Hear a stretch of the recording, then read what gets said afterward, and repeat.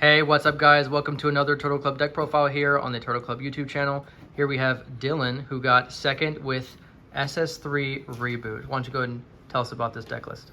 Alright, so this is a pretty ridiculous deck. So, it's a blue leader. So basically when it swings, you have to bottom deck a card from your hands, and then you can take one of your life and place it in your energy. So it's kind of like a ramp deck. You get to get a lot of stuff really early.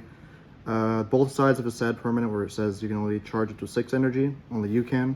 So if something that makes you charge, like your opponent's skills, that'll work. But you yourself cannot charge to 6 energy.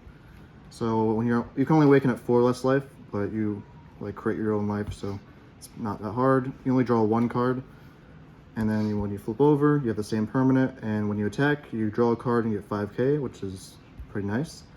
And then the very broken thing about this leader is at the end of the turn, you can untap 3 mono blue energy. So that helps a lot with defense, and it's having a lot of good stuff to play on the opponent's turn. Yeah, that front side is kind of lackluster, but once you hit that awakened side, that's when the ramp starts to happen. Oh yeah.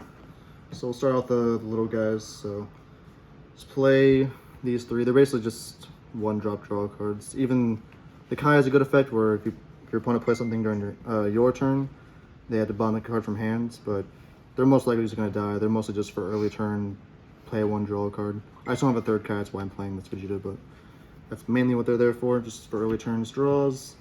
The super combo we're playing is Zeno. So there's a few cards in this deck that are not mono blue. So if you ramp a non-mono blue card, it's pretty bad. So you need to make sure you get that out of your energy. 5 or less life, you can combo it, take an energy, add to your hand, and then put 1 back down in active mode. It's pretty nice.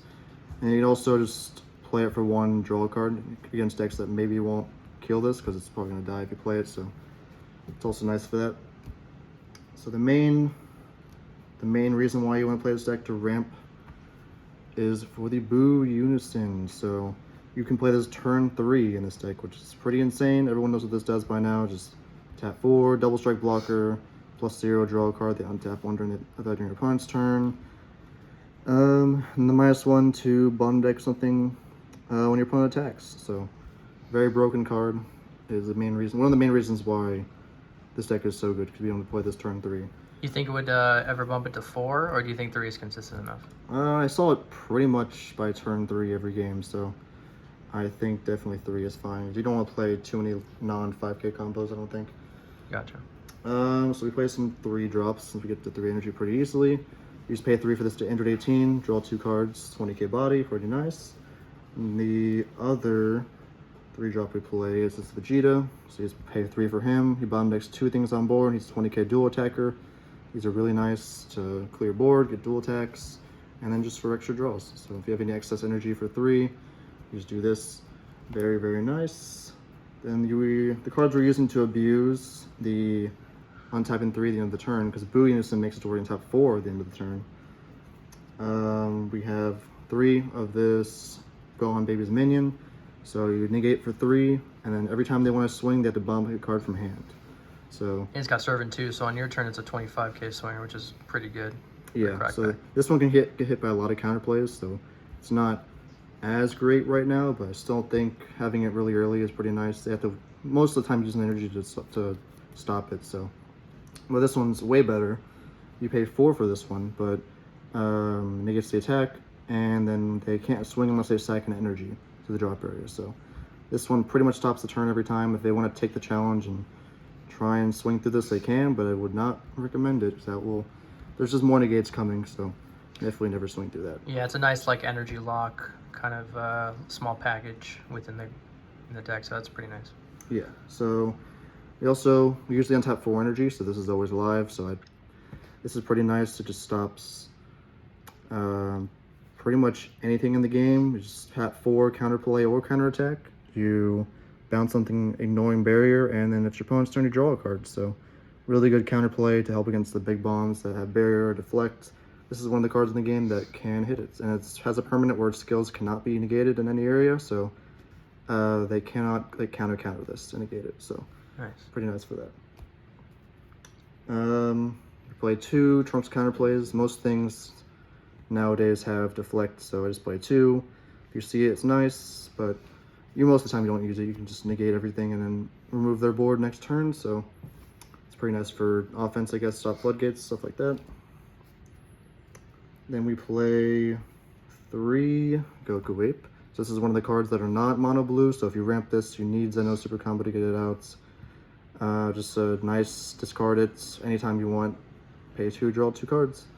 Very nice in a ramp deck and blue decks, as always. Would you bump it to 4, or do you think you, with the access of the Android 18 and the Ape, you're fine with all the draws? I definitely think it's fine at 3. I wouldn't want to play any more non-blue cards just to have that chance of ramping out of life. But it's fine at 3, I think. We play 1 Baby Golden Avenger. This is to hopefully close out the game. I used it in the finals today against Gamma, and that helped a lot, I think, to stop their floodgate and keep swinging through. You bomb next something, annoying barrier, draw a card, triple strike, counter, negate the counter. Pretty nice. And we play 2 of this Goku Protector of the Earth unison. So this has you can pay 5 for this, and it has an auto where during your opponent's next turn, they can't attack with battle cards unless they choose a 2 or more in their battle area and bomb deck it. So this is really good, just stopping a turn. If they already have things on board, then you can just easily -2 and bounce their entire board to their hand, ignoring barrier. So basically just guarantee that they have to play a lot of guys to keep swinging if they want. And then -1's also pretty nice if it survives. Just draw 2 cards and then bomb deck 1. So it's pretty good for that. Paying 5 for this is never bad. Or like if you lose your Boo Unison, this is pretty nice to play over that. Did you ever play that today, or in certain situations, like very situational card? Yeah, I think I played it against Android 21 in round 1. That worked pretty well, and I played it against Gamma, I think, once also, and that worked out pretty well because they just bounced their entire board and they can't swing with like their cell or anything unless they bomb deck something else. And you drew 2 off of it also. Yeah, and if it survives, you can just keep on drawing 2 off of it, which is pretty good. Nice. We play 1 of his Master Roaches. This is probably the MVP of the night. This card is ridiculous in this deck. If you can get this out like as early as you can, and it just sticks because it's critical, barrier, dual attack. When you play it, it's bomb decks 2 cards on board, and then at the end of every turn, you draw a card. So it's barrier. It's very sticky. You can easily pay 6 for this, and it just sticks. I would probably bump this to 2. I just didn't have another one, but we'll definitely play another one of this. It's very good in this deck. And another 6-drop bomb we play is this SS3 Vegeta. So he's very easy to play in this deck, so you get 6 energy by like turn 4. You just pay 6, you play him, and he looks at top 4, and you add any mono blue cards to your hand. You can also ramp in other decks, but in this deck, obviously, you can't ramp to more than 6. So you're basically just drawing 4 cards as long as they're all mono blue.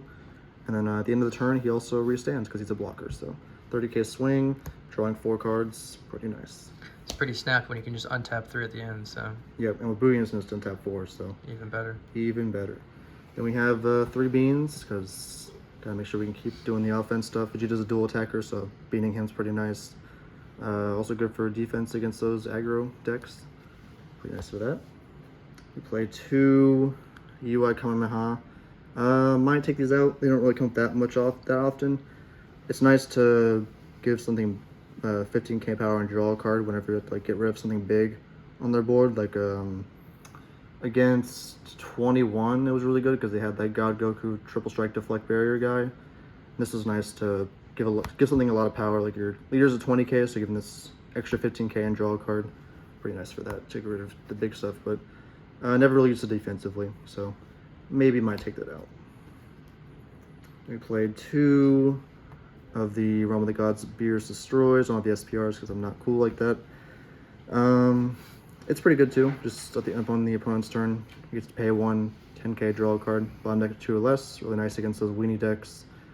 Or just bomb decking something greater than their energy during their turn. So like during against the 21 matchup, it was pretty good because he paid 7 to play all the guys from the energy and then crit my life and stuff. So then the next turn I could just use this.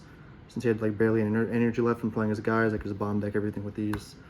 Since everything's greater than his energy now, pretty nice for that. Would you swap the 2 UIs for 2 more Beerus, or? Yeah, that's probably a good option. I'd probably do that. Then we have 2 of the blocker negate for blue. Really nice when you're stuck at 4, or when you've already ramped like a lot, you're stuck at 5 life, and they're just not swinging at your leader.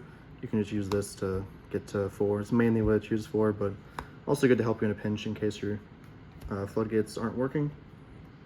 Then we play 2 dirty bursts because every deck now plays bombs, so this is just really nice to stop them from attacking and draw a card, and it's also just a 1-drop negate, so you're always untapping for this, so you're always gonna have it live. And then we play 4 D magic because you need your negates, you need to survive, and this is just easy, free, untap 2, really broken. And the secret rare, now definitely just play Baby Hatch because it is a mono blue deck, but I don't have Baby Hatch, so I'm just playing what I think to be the next best thing is SS3 Vermilion. Against most decks, if you're not playing the mirror match, it's just a warp 2, get 10k to win barrier, so I do like this a lot. I didn't have a side deck for the locals we played, but I still got second, so I guess I was doing something right. Yeah. So that's pretty much the deck. It is insanely good. We had a really good match in the finals. Hopefully a video of that will be up soon. But yeah, this deck is pretty strong, and I think a lot of decks can't really handle what it does. So yeah, that's pretty much the deck. Yeah, I think this deck is definitely something that's going to have to be watched during these next couple months for regionals and stuff like that. What were also your matchups, just to kind of touch on that? So my first matchup was like the 21 deck that I mentioned earlier. The first game, I got it pretty easily.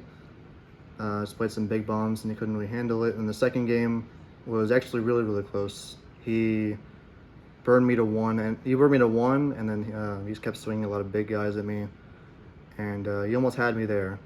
But luckily I was able to just barely negate enough to get through all that. The second round I played against Red GT, and it's pretty rough for them because I was able to kill the unison, and they had to keep reestablishing it. I could pretty much answer everything that deck had, so I wouldn't say it was too hard there. And then the third round was against Gamma, which was definitely tough. First game was extremely close, and I just barely got it.